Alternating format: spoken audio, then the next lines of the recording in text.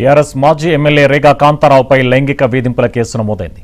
Interview పేరుతో ఫ్లాట్కు పిలిచి లైంగిక దాడి చేశారని, పెళ్లి చేసుకుంటారని నమ్మించి మోసం చేశారని రేగా కాంతారావుపై బాధితురాలు ఫిర్యాదు చేసింది. ఈ ఫిర్యాదుతో పంజాగుట్ట పోలీసులు కేసు నమోదు చేశారు.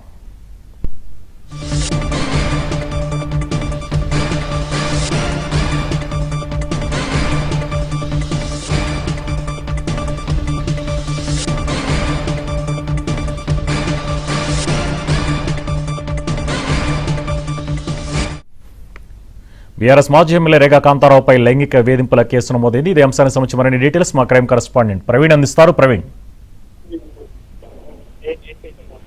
పంజాగుట్ట పోలీస్ స్టేషన్ లో బీఆర్ఎస్ మాజీ ఎమ్మెల్యే రేగా కాంతారావుపై లైంగిక వేధింపుల కేసు నమోదైంది. అయితే పెళ్లి పేరుతో తనని లైంగికంగా వేధించాడంటూ కూడా యువతి ఇచ్చినటువంటి కంప్లైంట్ మేరకు ఈ నెల 26న పంజాగుట్ట పోలీసులు కేసు నమోదు చేసినటువంటి పరిస్థితి కనపడుతుంది.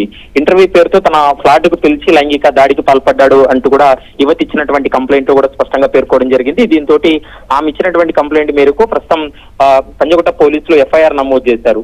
అయితే పెళ్లి పేరుతోటి తనకు దగ్గర అయ్యి మోసం చేశాడంటూ కూడా ఒక అంశాన్ని కూడా అందులో స్పష్టంగా పేర్కొన్నారు. మరోవైపు తనకు తెలియకుండానే ప్రైవేట్ వీడియోలను కూడా చిత్రీకరించాడంటూ కూడా ఆ కంప్లైంట్ లో కూడా పేర్కొన్నటువంటి సందర్భం కూడా కనపడుతుంది.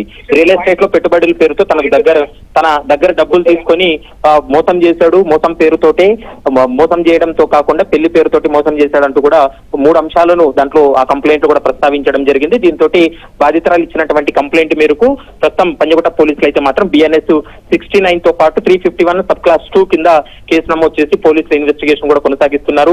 మరోవైపు బాధితురాలు యొక్క ఫోన్ యాక్సెస్ చేసి తన స్నేహితురాలకు సైతం ఇదే రీతిలో మెసేజ్లు పంపుతున్నాడంటూ కూడా ఆ ఫిర్యాదులు కూడా పేర్కోవడం జరిగింది. కాబట్టి ఆ కేసుకు సంబంధించి ప్రస్తుతం పోలీసుల దర్యాప్తు కొనసాగుతుంది. రేగా కాంతారావుకు నోటీస్ ఇచ్చి విచారణ జరుపుతామనేటువంటి అంశాన్ని అయితే మాత్రం పోలీసులు అయితే స్పష్టం చేస్తున్నారు. Right, thank you Praveen.